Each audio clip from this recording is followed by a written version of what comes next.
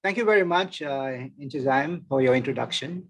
Uh, at the outset, I want to take this opportunity to thank the organizers for inviting me to moderate this session. I hope it's going to be an interesting session. It's because we have, of course, assembled very distinguished personalities to make their statements on these two topics, which are equally important. We have, first of all, RCEP. RCEP, I think, is very well known to a lot of people already. There have been a lot of webinar sessions. Everybody is familiar with it. It is not my intention to go into the technicalities of it, but I think some introductory remarks on the RCEP will be useful. I'm not going to go into the technicalities because there are 20 chapters there and the next is it's not my intention. I just want to highlight some broad elements of the agreement, which I think is going to play a very important role in terms of creating trade and promoting investments and so on and so forth. Well, as you know already, RCEP is a mega regional economic partnership agreement between ASEAN and 5 of its dialogue partners. ASEAN, of course, you have 10 economies, and if you include our dialogue partners, China, Korea, Japan, Australia, and New Zealand are the other participating countries of this RCEP. I must say that the decision to establish the RCEP agreement was a very significant development. In fact, it represented a game-changing pushback against the tide of populist-inspired isolation and protectionism. And it also demonstrated a very strong commitment by countries in the region to the multilateral trading system. So it was a very significant development. It was happening at a time when we are facing a lot of difficulties, in terms of the global economic growth as well as trade. Now, our RCEP is indeed a very big one and an important one, and it's going to play a crucial role simply because it comprises 30% of the world's population. A combined GDP of US 26.2 trillion and nearly 28% of global trade. So it's a very sizable agreement, I must say, economic agreement. The agreement, of course, covers a wide range of issues such as inter alia, trade in goods and services, e-commerce, government procurement, economic and technical cooperation, as well as a provision for dispute settlement. As always, it includes areas and disciplines not previously covered in the existing ASEAN plus one FTAs, and as you all are familiar with that, that has been in place for about a few years. But we have seen very little progress in terms of ASEAN plus one FTAs. So the RCEP, of course, it is completely it adds on to the ASEAN plus one FTAs. It has streamlined the procedures, rules, etc., and in some areas, harmonization has taken place. So there are many elements there which are going to help in the creation of trade and economic growth in the region. In general terms, I must say that the agreement establishes a single consolidated rule book for all the 15 participating countries to strengthen their trade relationship, including working towards and promoting convergence of policies, rules, and regulations. There's a very high level of optimism that the agreement will have a significant and positive impact, on trade and economic growth. In particular, there are good prospects for increased commercial opportunities and economic partnerships. Many elements in that agreement could lead to a lot of positive benefits, not only at the policy level, but also at the business level. Now, I believe that the RCEP, and many are also there are very high expectations on the part of many people, both in the government as well as in the private sector, that the RCEP agreement will serve as a pivotal platform to accelerate access into regional markets, strengthen supply chains and production networks, and enhance regional competitiveness. And finally, it also will help in a general way to broaden and deepen economic integration that is already taking place in the region. Now, that I thought would be useful. There's some they're very brief. There are many more things that you can talk about, but of course, in the interest of time, it's not possible to do that. Now, the other topic, of course, that the panel has been requested to speak on is the Indo-Pacific concept. Sometimes it's called the Indo-Pacific vision, concept, and this doesn't matter. I think what is important is not much is really known on this Indo-Pacific concept. It is still being discussed, and people are beginning to understand what this is all about. Now, I can say that even the Indo-Pacific's increasing strategic importance, there are some countries, especially the US, and 3 others who form the Quad, this namely Japan, Australia, and India, are in the process of developing new policies and strategies to ensure a free and open Indo-Pacific. Well, it can be subject to a lot of differing interpretation. I don't want to get into that. Now, while there is a long history of international partnerships in the region, this particular development reflects a renewed and stronger interest in the region. Whether it reflects the broader structural realities or geopolitical considerations, that is something that I think will be interesting to discuss. But this may not be the forum to discuss from an international relations perspective. But I think I would like, of course, the panelists to spend more of their time in terms of speaking on the economic dimension, economic dimension of this Indo-Pacific concept or strategy, because that will be more useful and in relation to the theme of this economic summit today. Now, despite the headlines, the concept, to my mind, has generated, yes, there are a lot of uncertainties, because we are not very clear exactly what is the strategy, what are the objectives, the scope, and direction. All this remains unclear. Even the Quad members, the original Quad members, US, Japan, Australia, and India, also have their own vision with some similarities and differences. And therefore, there remains a range of perspectives and degrees of support or opposition for aspects of the concept, despite some attempts to oversimplify them in more black and white terms. Now, the FOIP, I'm talking about this is what the concept is all about, as initiated by the US.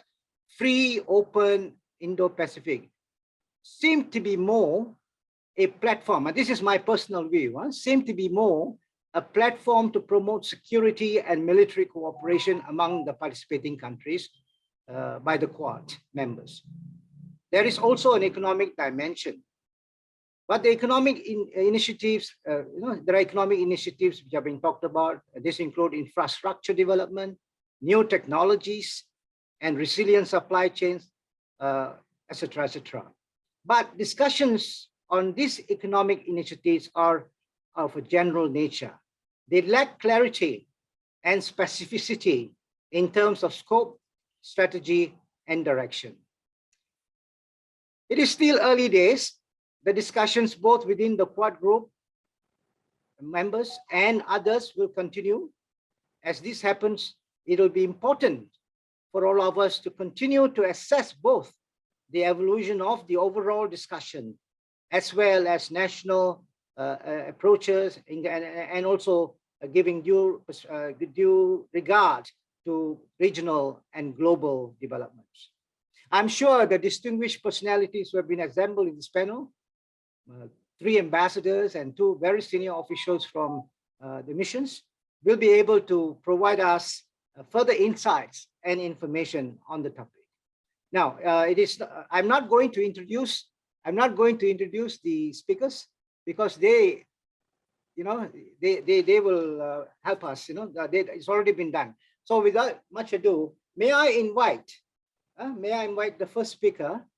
The first speaker, that is His Excellency Dr. Justin Lee, the High Commissioner of Australia to Malaysia, to take the floor. You have the floor, sir. Well, thank you very much. I hope that you can all hear me there. Thank you very much, Datuk Supperamaniam, for the opportunity, and thank you for that introduction. I'd also like to thank KSI for organising this summit and for inviting me to participate in this panel discussion, and to give my regards to all of my distinguished colleagues on this panel from other diplomatic missions, excellencies, and also all of the participants in the conversation.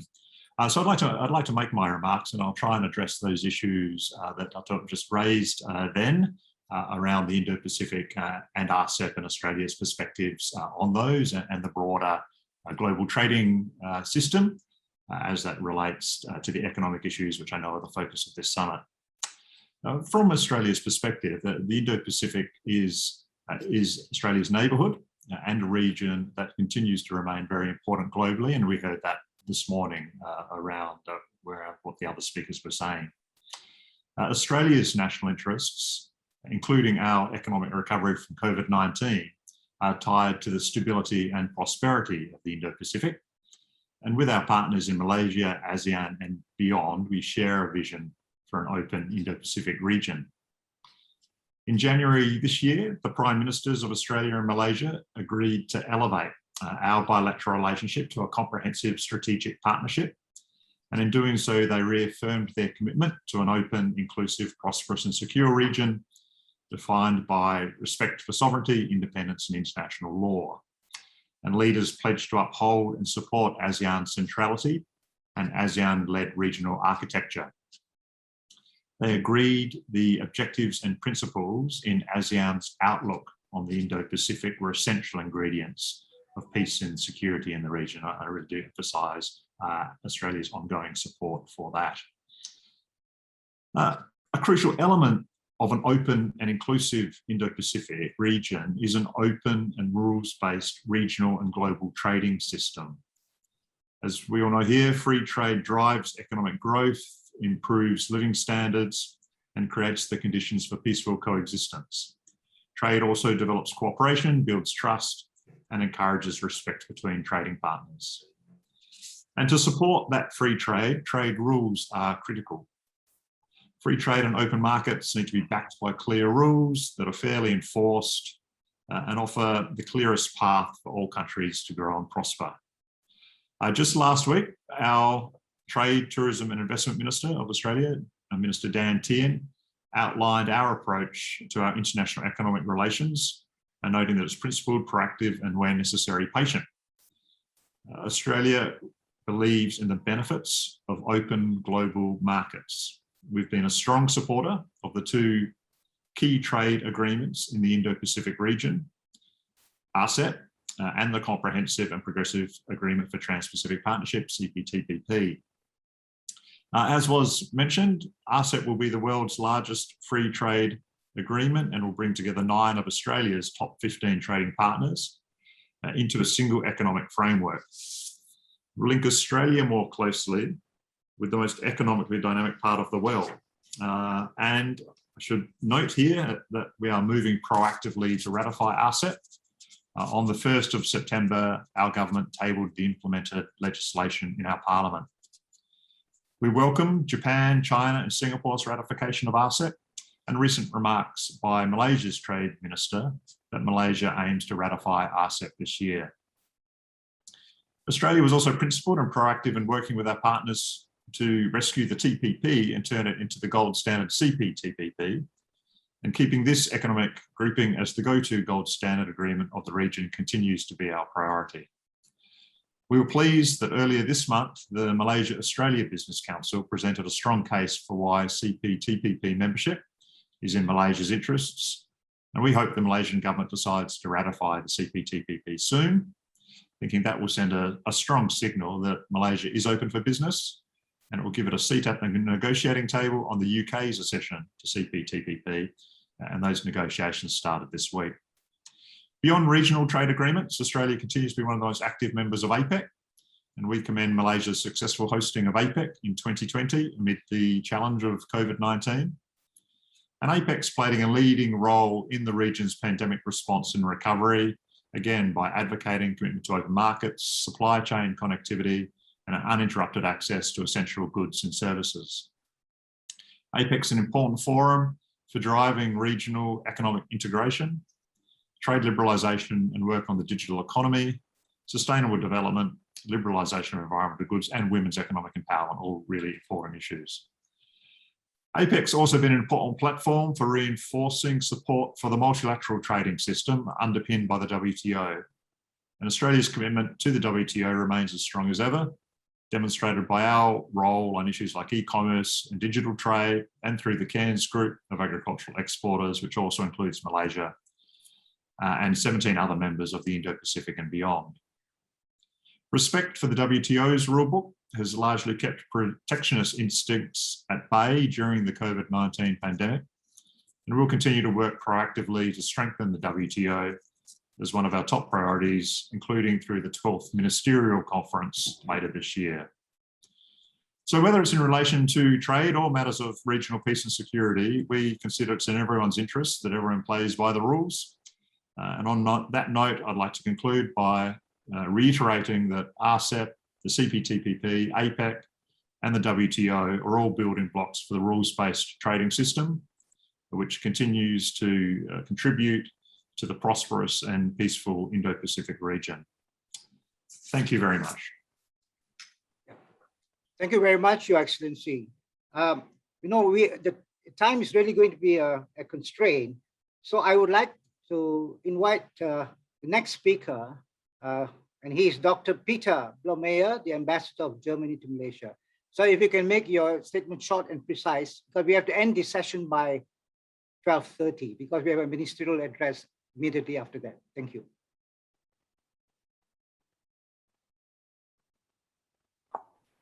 Yes, thank you very much. Good morning to everybody. And a big thank you to KSI and its co-organizers for staging this summit on a region and on a topic, which without any doubt have moved into the center of global attention. And also thank you very much for inviting me to present the German perspective on these issues. That is highly appreciated, as Germany is not an Indo-Pacific power and is not a member of RCEP. But it might be interesting to also get the outside view on what is going on in this region. And I can disclose straight away that Germany attaches highest importance to this region. Why is this so? Why is a country so far away from Malaysia interested so much into this region? There we have to take a look at the German economy, which is highly open and trade-oriented. This makes us the third largest exporter and importer worldwide. The German economy, which is the fourth largest in the world, accounts for 7.2% of global trade. Our trade volume in relation to GDP is approximately 88%, which is the highest rate among G7 members. More than 1 in 4 jobs in Germany depends directly or indirectly on exports. Among our trade and investment partners, the importance of the countries of the Indo-Pacific has steadily increased. Trade with RCEP member states makes up for around 15% of the whole German trade. Investments made in RCEP countries sum up to approximately 180 billion euro. It is obvious that Germany takes great interest in the dynamic developments in the region. Our strong and thriving economic relations with Malaysia reflect this shift of economic balances towards the Indo-Pacific region. Bilateral trade amounts to over 14 billion euro a year, and with some 700 German companies active in Malaysia, the German business community is represented throughout various industries. Germany has also consistently been among the main contributors of FDI in Malaysia. The very good framework conditions for investors have made Malaysia become the favored place of German companies in the region. Both global players and small, often family-owned companies from Germany are engaged in Malaysia. Among them, many market leaders in their respective sector. They have not only been successfully investing, producing, and researching in Malaysia for many years, but they have also contributed considerably to the well-being in Malaysia by employing, teaching, training, and transfer of know-how. About 150 of our companies operate production plants here, e.g. for electronics, chemicals, or vehicles. As the Malaysian market is too small for most of them, most German companies producing here also use Malaysia as an important regional hub for Southeast Asia and beyond. And this brings us to the importance which RCEP has for Germany. From a German perspective, RCEP is a significant economic development. The agreement is impressive by numbers, as we have just heard, and it can generate a great deal of employment and growth for the region. Gains from RCEP agreement will not only be limited to the 15 signatories, but the rest of the world is also expected to benefit through the unification of supply chain factors, especially ASEAN's regional value chain linkages. This is completely in line with Germany's advocacy for open markets, fair international competition, and trade liberalization based on clear and predictable rules. Free and fair trade is in the interest of all parties. For German business in Malaysia now, RCEP can open up new sales market by improving market access. As Malaysia often serves as their regional hub, German companies within RCEP consider this agreement to be an advantage for them, and for German companies without an affiliate in the region benefiting from RCEP, the agreement is an incentive to come here. When it comes to realigning after the pandemic, we stand at a turning point with German companies pondering about diversifying supply chains, creating regional hubs, and digitizing businesses. Thus, the investment location Malaysia gets the opportunity to strengthen its position as a gateway for German companies into the whole region. RCEP is a chance to attract further FDI. The swift ratification will be an important signal to German investors at the right time. However, in our view, it would be even better if we could achieve further progress with contractual relations between the EU and ASEAN, respectively Malaysia. Some progress has already been made. Under Germany's presidency of the Council of the European Union, the EU-ASEAN relations were upgraded to the level of a strategic partnership in December 2020. This will intensify the exchange with this key organization for the region and lead to tangible improvements in numerous areas of regional cooperation, as the conclusion of the Comprehensive Air Transport Agreement shows. We strongly support the European Commission's efforts to negotiate free trade agreements with individual states, such as Malaysia, and the whole region. We hope the Malaysian side will be ready to resume our negotiations of a free trade agreement between the EU and Malaysia. Now, what distinguishes a future FTA from RCEP? A free trade agreement is considerably more ambitious than RCEP. From our companies, I often hear that it is not sufficient to stop with RCEP.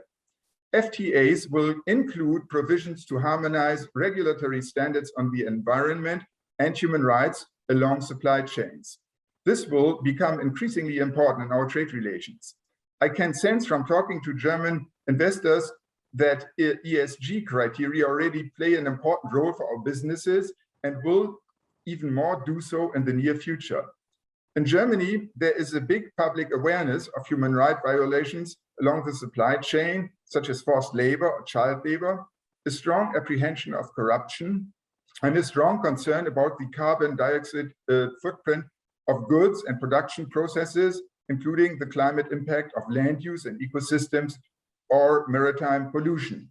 Respect for these issues will become more and more indispensable for our future ESG criteria, increasingly important for capital markets and investors. In the future, companies doing business with Europe and Germany will need to adapt to a changing legal environment, reflecting a growing awareness for the need for fairness with respect to environmental standards and for human and labor rights. Just to give you two examples, the background of the European idea of a European CO2 border adjustment tax is the intention to create a green level playing field for European companies subject to strict emission rules. Another example, the German Supply Chain Act will make big companies liable for tracing intermediate goods procured abroad in all phases of their supply chain to ensure that production processes are not harmful to the environment and do not violate human rights. I think here is a great opportunity for all of us to actively contribute to making our trade relations, our economies and of our societies towards a more human and environmentally sound future. This will be possible only if we act together. Germany, for her part, has made the decision to closer engage in the Indo-Pacific, to more actively participate in the growth dynamic of the region and in exchange and dialogue with this region. This involves a broader approach, which goes beyond mere economic figures of supply and demand. Last comments. The German government has therefore issued last year its policy guidelines on the Indo-Pacific in this region.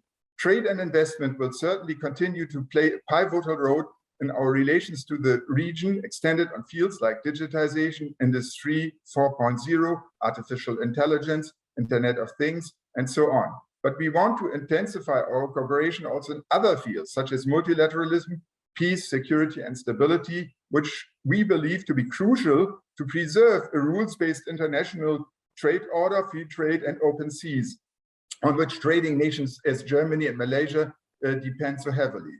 We want to cooperate on the great challenges the whole world together is facing now, such as climate change, preservation of nature, and fight against plastic waste, destroying our natural habitats. And we seek an exchange on human rights, rule of law, in the fields of science, education, and culture to build common ground between Germany and this region.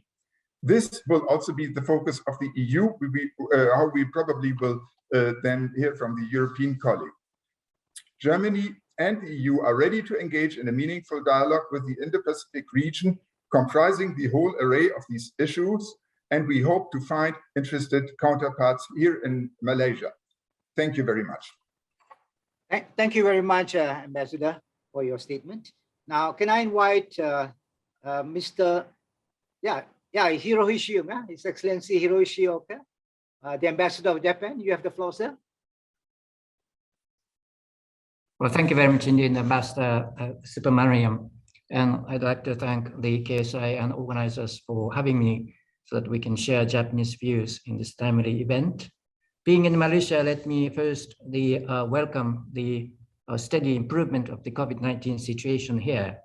And we're very much grateful to the Malaysian government for the rapid progress in the vaccinations, where the Malaysians and the foreigners are treated on equal footing.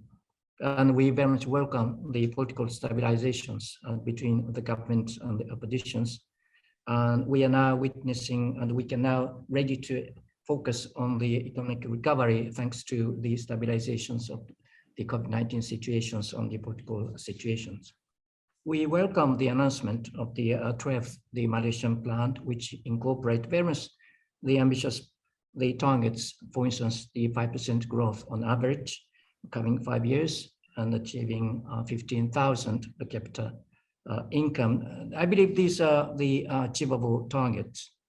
For instance, as recent as last week, one of the leading ICT company in Malaysia, Sarawak, announced that they're going to make new investment worth $180 million, which will produce additional 2,000 the employment opportunities. So we are continually engaged and committed to work with Malaysia for its economic recovery and to make sure that Malaysia will maintain the hub status for the ENE areas. But at the same time, having gone through the COVID-19, we have made some of the discoveries and realizations. One of these discovery was the supply chains, global supply chain has been unexpectedly vulnerable to unexpected supply disruptions. For instance, some of the factories, because of the COVID-19 situation in Malaysia, has to temporarily close down their operations.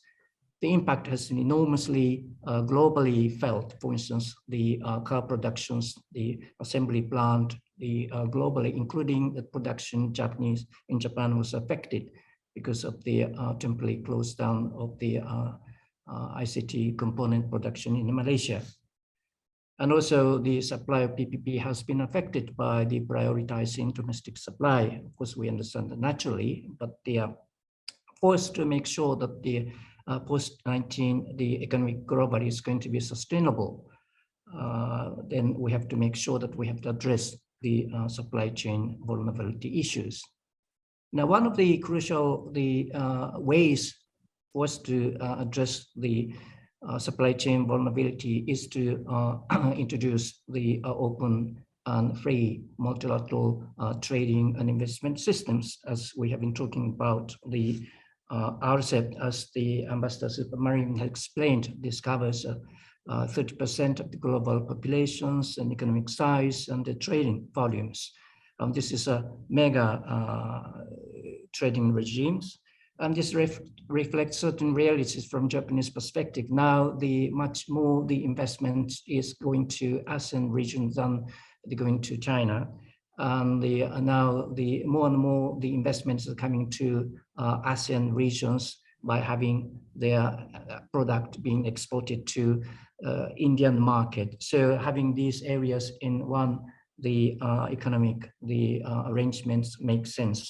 And we have already ratified this RCEP agreements. We hope that the similar ratification will follow through so that we can see early coming into force of RCEP to sustain and make sure that the post-COVID-19 recovery will be progress smoothly. Particular importance for the recovery is that, of course, the RCEP addresses the increased market access for the flexibility of the rural region, but at the same time, this will address the intellectual property rights or the e-commerce. These are the crucial areas for the digital technologies. Now, lots of businesses are going to employ digital technologies to enhance and strengthen the address the supply chain vulnerabilities. So in that sense, RCEP is also strengthen the company's efforts to strengthen the supply chain vulnerability by making more use of digital technologies. And again, building on the RCEP success, we very much hope to see early coming into force of the CPTPP applying to Malaysia as well. This will, of course, as an evidence of the commitment on the part of Malaysia for the maintaining high standard of the investment regime. Now, not only this open and free trading system, of course, the vital important for cementing the stability in the region is to free and open in the Pacific concept needs to be put in place.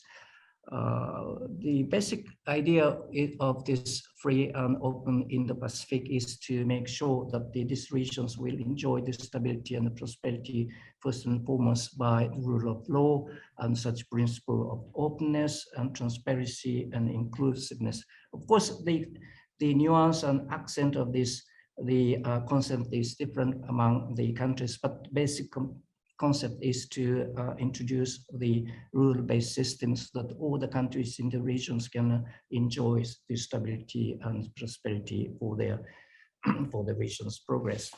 And of course, at the center of this, the Indo-Pacific region and ASEAN. So we very much respect the centrality and unity of ASEAN. We are very happy to work with ASEAN. The November last year's the Japan-ASEAN summit agreed to, or they found there are certain the fundamental commonalities between the concept of the free and open Indo-Pacific and ASEAN outlook for Indo-Pacific. So we are now working together with ASEAN to implement and achieve what has been incorporated in the ASEAN outlook for the Indo-Pacific, focusing particularly 4 areas. One is for maritime cooperation, and secondly, for the quality infrastructure, the enhanced connectivity, and thirdly, SDG areas, including health areas, and fourthly, the human capacity developments. Now we are also engaged on practical ways to put in place the concept that the free and open Indo-Pacific in the regions, the forums, or what we call the Quad. Japan and US and Australia, India are part of this forum. The forum is intended to put in place a certain practical cooperations which will benefit the countries in the regions. So we are focusing on the practical benefits. For instance, the vaccines. During the recent summit meeting in Washington, the end of last week, they have agreed to increase the cooperation in the vaccine productions and the distribution in the regions. And we newly added the new areas such as they make use of the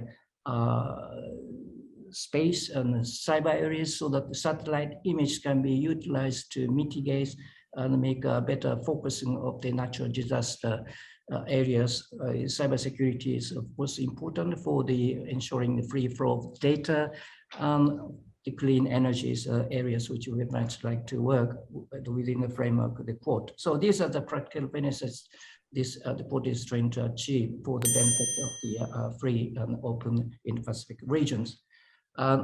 Next year is going to be the 40th anniversary of the LUPIS policies. We have made an enormous achievement over the 40 years. So we very much like to work with the Malaysian government to highlight achievements and looking at the enormous potential for the coming 20 or 30 years to come. Thank you again for this opportunity. Yeah, many thanks, Ambassador, for the very comprehensive statement. May I now invite Mr. Goosmann to speak. Now, please remember that we have to finish this session by 12:30. I just want to have a little bit of time for 1 or 2 questions later. So please try to make your statement as short as possible. Thank you. Thank you very much, Datuk, and good afternoon, Excellencies, ladies and gentlemen. I would like to structure my short contribution along three topics. First of all, I would like to briefly comment on RCEP from an EU perspective. Then I would like to refer to what RCEP actually means for the European Union. And I will wrap up with some words about the EU and the Indo-Pacific, as this is also part of the discussion of this panel. So, as similarly to what Ambassador Blomeyer has already pointed out, as a matter of principle, we welcome any agreement that contributes to a more rules-based international trading system. As we see it, once ratified, RCEP will contribute to the integration of the Asian market and the facilitation of trade flows in the region. We expect this to benefit not only Asia, but also Asia's trading partners like the European Union. On substance, RCEP, as has been pointed out, is essentially a consolidation of already pre-existing so-called ASEAN +1 FTAs with benefits it will bring in terms of market access for goods and liberalization of tariff lines, and also some areas that have been pointed out in which progress has been made where ASEAN as a group had not signed up to until now. However, compared to EU agreements, there are some important elements that are missing. RCEP does not cover market access and government procurement, disciplines on state-owned enterprises, or rules on subsidies. Moreover, it has no trade and sustainable development chapter or any commitments on sustainability at all. Furthermore, several chapters remain excluded from dispute settlement, like sanitary and phytosanitary measures, technical barriers to trade remedies, e-commerce, competition, or government procurement. So after these initial remarks, the second part, what does this mean for the European Union? As I said, this is likely to contribute to further market integration, which we welcome. Streamlined rules of origin and customs procedures should give businesses greater flexibility to take advantage of regional value chains. And also the newly established market access, such as between Japan, China, Korea, may lead to some trade diversion to the detriment of EU exports on the one hand. However, Given that the flexible product-specific rules allow on many tariff lines up to 60% of non-originating material, including from Europe, RCEP should also bring many opportunities for EU businesses supplying intermediate products. RCEP, like any FTA, will also bring participating economies closer together, and in this sense could make it easier, for example, for China to be able to promote regulatory and standard setting power. This would not be new as such, but RCEP has a potential to amplify this. But on the other hand, of course, RCEP may also reinforce the already existing trend for Korean and Japanese investors to diversify their supply chains and invest more in ASEAN, as the Japanese ambassador has just pointed out. So in summary, the jury is out. Further in-depth analysis on all of this will surely be needed once the agreement enters into force. But, and this leads me to the third and final part of my short intervention, if anything, RCEP has already become a symbol of intensified cooperation in Asia that underlines its increasing importance. And in this sense, I would like to point out that the EU is, of course, very much present in Asia via our agreements with Japan, Korea, Singapore, and Vietnam. And we're also working on gradually expanding our footprint via ongoing negotiations with Australia, New Zealand, and Indonesia. And of course, in addition to this, we continue to engage with ASEAN and its member states. And we'll continue work on this, always bearing in mind the principle of ASEAN centrality. Nevertheless, having said that, RCEP as a big regional agreement also shows the limits of plurinational agreements in the sense that topics that are more difficult are likely to end up with the lowest common denominator. This is an important reason why we as the EU have opted for an approach with more ambitious bilateral agreements, which then can serve as building blocks for an enhanced region-to-region agreement. And with regard to our future engagement, of course, I could not end my brief contribution without a reference to the EU strategy for cooperation in the Indo-Pacific that has been launched exactly 2 weeks ago. It is the first time, I would like to underline, that the EU formulates an overall regional strategy on how to engage a variety of different partners in such a wide economic, geographic, and political space as the Indo-Pacific. This reflects the region's growing economic, demographic, and political weight, which makes it a key player in shaping the international order in addressing global challenges. Among the 7 priority areas of this EU strategy for cooperation in the Indo-Pacific is the creation of sustainable and inclusive prosperity, which includes, of course, a core agenda of trade and investment. This is not the forum to elaborate extensively on the concrete elements of this. I hope we will have the opportunity to talk about this in the future.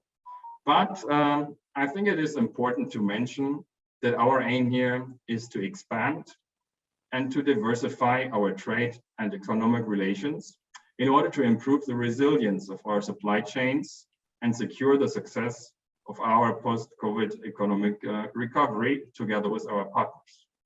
To that end, the strategy explicitly refers to the conclusions of free trade agreements with Australia, New Zealand, and Indonesia, but also makes mention of other partners with whom we would like to explore the possible resumption of trade negotiations.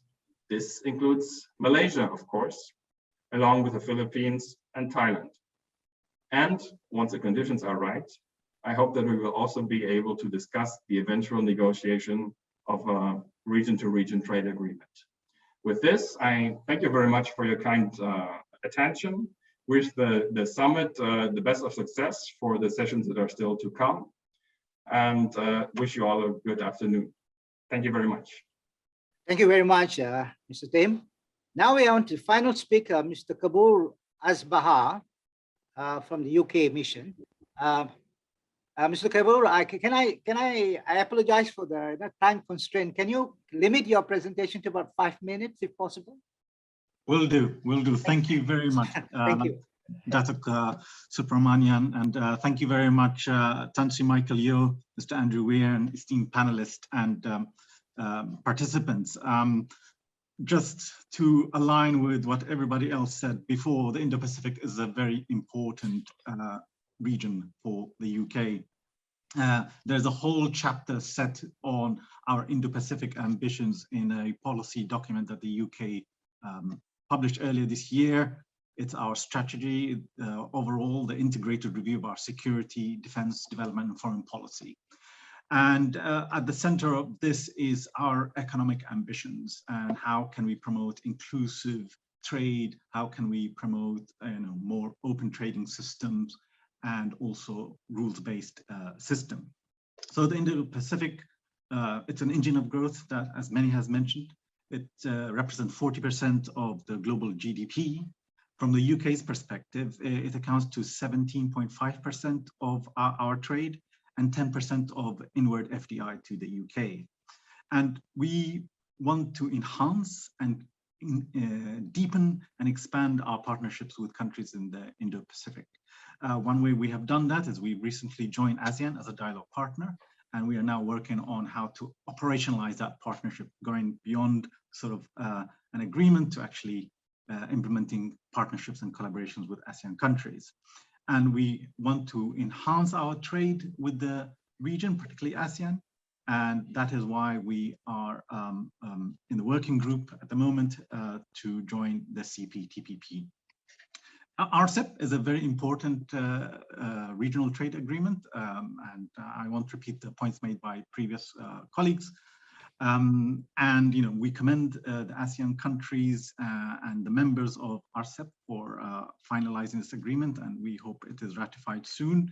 And it yet another sort of element to enhance trade and openness in the region.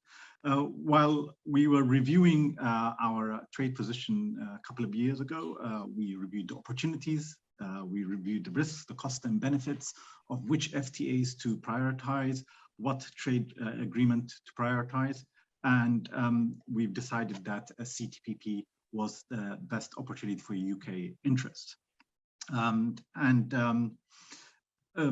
Our economic interests are intertwined also with our security interest and with our values agenda as well. We don't see them that they're separate, but they're intertwined. And Indo-Pacific is a very important region for us in terms of our security objectives as well.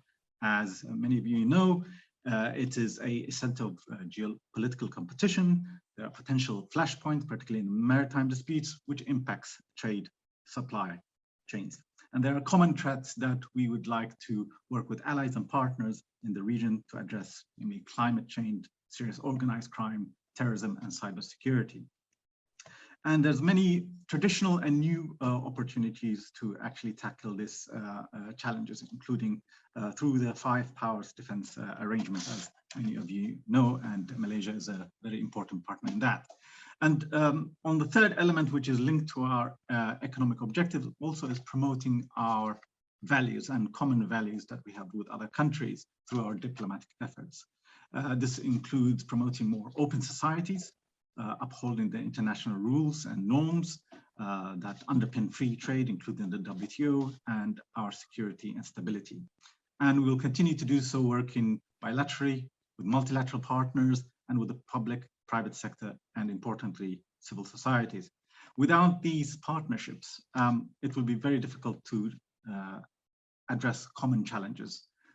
We've already mentioned COVID-19, and the UK hosted a global vaccine summit last year, where we were able to work with other partners to raise $8.8 billion to tackle vaccinations, including COVID. We're able also to muster with partners to provide funding to the Coalition for Epidemic Preparedness and Innovation, not only to tackle COVID, but also to look at how we work together to tackle future pandemics. And we have the other global challenge of climate change, where we're hoping to have ambitious outcomes at the next COP26. and to tackle these issues in a much more practical way by looking at how we can enhance use of green finance, see the way the banks operate in terms of how they value assets and including sort of green elements to those valuations. Supporting economies to transition practically to a low carbon economy. And Mr. Kebur, yes. Can you finish your statement, because we are fighting for time now. The next session is starting at. Sure, just 1 minute. So, how we can actually change climate, achieve our climate objectives by also changing consumer behavior, which is the other angle. And finally, I would say we all have also a common challenge, not only in the region, but globally, to also achieve the UN Sustainable Development Goals, including objectives on girls' education and women's economic empowerment. Thank you very much. Thank you, Kebur. I apologize for cutting you short. Anyway, no problem. Anyway, I don't have any questions coming out. I had questions, but I'm not going to ask them. But I hope I'll have the opportunity to talk to the ambassadors in the future. Very specific questions. So with that, I just like to conclude this session so that we are ready for the next one, which is the ministerial address. It gives me great pleasure once again to thank all of you for your presentations. We have gained quite a lot, quite a lot of insights, information, very useful. It could have been a 2-hour, 3-hour session, would have been, great, but I hope there will be another one specifically on this, and I hope Tan Sri Michael Yeo will try to arrange that, especially with such distinguished personalities, the ambassadors. Okay.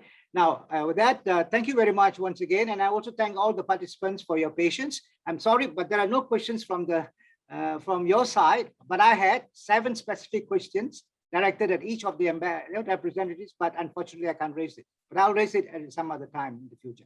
Thank you very much. Once again, all the best. Thank you to the panel.